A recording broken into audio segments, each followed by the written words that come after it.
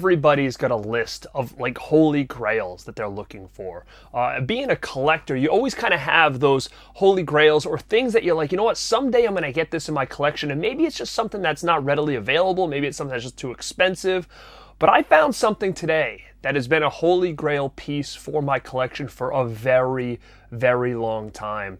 I think what it comes down to is just spending the money on it. I do see these, I have seen these in the past, but it was just the right amount of money I wanted to spend on this piece. But the other day, I was on Facebook Marketplace, and I tell you guys this all the time. It's actually kind of a little bit of a hack, right? When you're looking for something, it's kind of keep your eyes on Facebook Market around your area. You never know what's going to pop up. There was actually something that popped up a couple months ago, and I missed. And the person who bought it actually reached out to me because they watch my videos and say, hey man, I'm surprised you didn't grab this. And I was like, oh my God, I didn't even know this existed. So after that day, I really started to focus a little bit more on making sure I check my local Facebook Marketplace. And I'm glad I did, because I found a guy named Mike.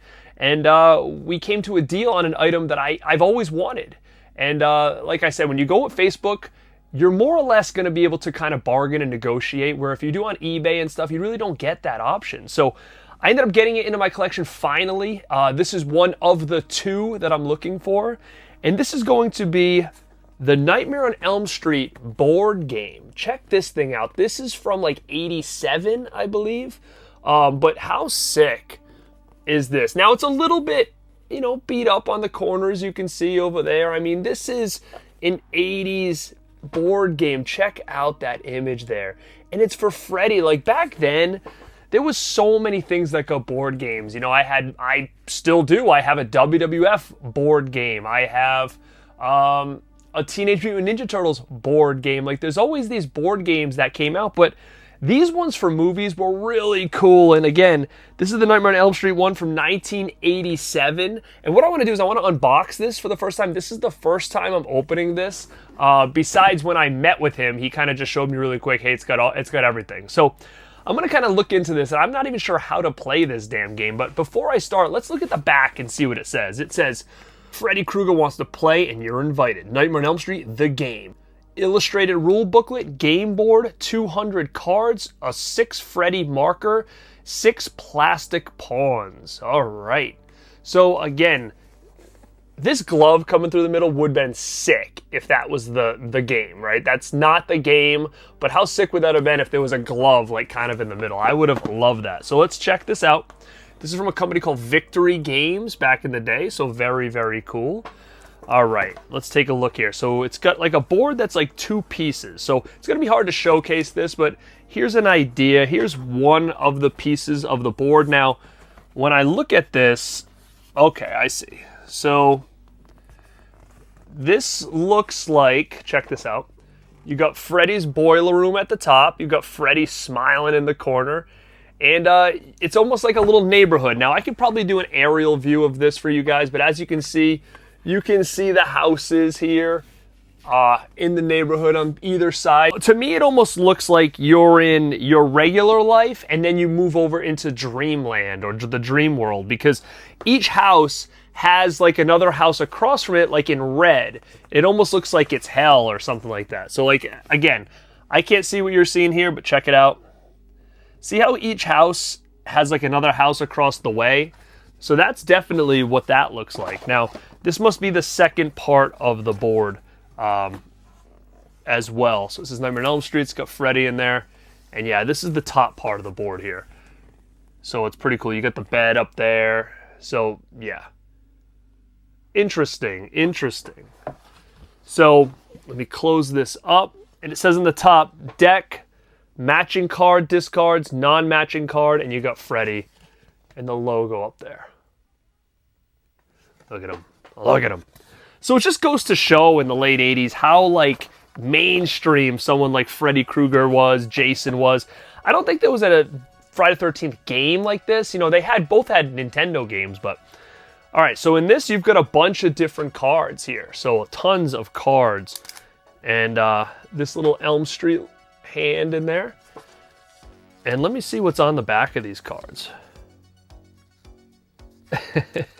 Like this one says 9-10 never sleep again. Check out this image. This is eerie, man. Look at that image there. Wild. That's wild. Let me see. I'm going to see if I can see any more. Yeah, you've got some cool images of Freddy kind of hanging out. Look at that. Check this one out. Nancy on the phone.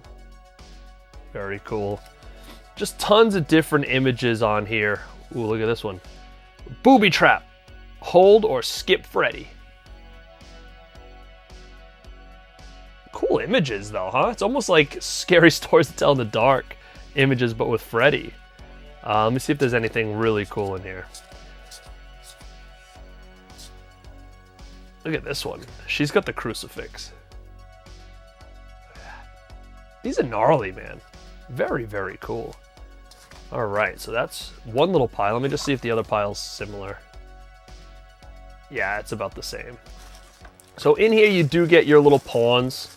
Again, I'm not sure how to play this. I'm not sure if one of these is Freddy, but it's just those classic, you know, pawns. It would have been pretty cool if there was actual, you know, like people. I think I'll talk about that in a minute, but you've also got a booklet in here. Check this thing out.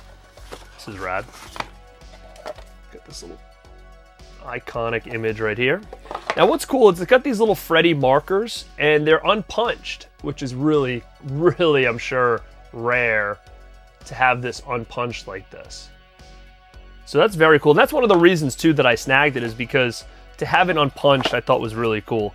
Now let me see what you got here. This is just like a catalog. This must be an old catalog. But this is the direction sheet. Rules of play. All right. So if you can check out the board, basically the board would look something like that when you put those two pieces together. So it says here, the object of A Nightmare on Elm Street, the game is simple. You're asleep, adrift in the land where Freddy roams, and you have to wake up. You start with a pawn and 3 cards on the nightmare side of the board. I was right, it was a nightmare side. By matching your cards with the cards played previously, you will try to move your pawns through a maze and awake to the awakened side of the board. And if you're crafty enough, you can use Freddy's moves to attack other players who are getting too far ahead. Be careful, one of those players, known only to you, is your partner. If that player wins, you win too, even though your pawn is left behind. That's interesting. Interesting. So it's saying what you do. Again, cool images in here. Look at this. Look at that guy jacked. And then those are all the different cards that I talked about. It tells you kind of what they do. Again, seems pretty cool. I'm going to have to try this game. Maybe with my brother. We'll probably start to play or something like that. Figure this out. But again, really cool images here.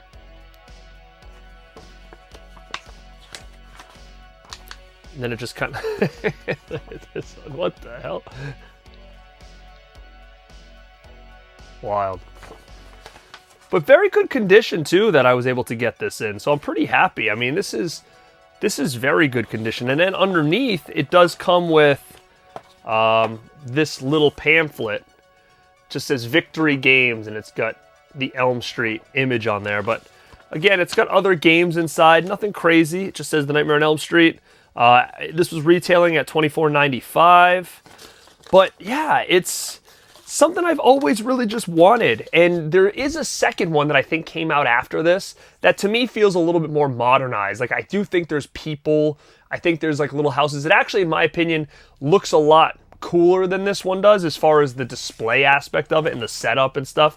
But man, just some iconic things came out in the 80s for horror fans. And I can really, really appreciate that because, again, we get it now, but back then it was so out there, so different, that it just really intrigues me to go back in time and find some of these like relics like this. And man, I love getting these old wacky toys. Like, you know, I've got like a Freddy Krueger yo-yo, a Freddy Krueger spitball. I've got the talking Freddy Krueger doll. Like, a lot of things in my collection that were big around this time. And this was one that I knew I always wanted. And when I saw this thing on Facebook and I saw the price and then I offered him something even lower and I had to go pick it up, like, I knew I wanted to add this in the collection. So again, guys, this is a Nightmare on Elm Street board game.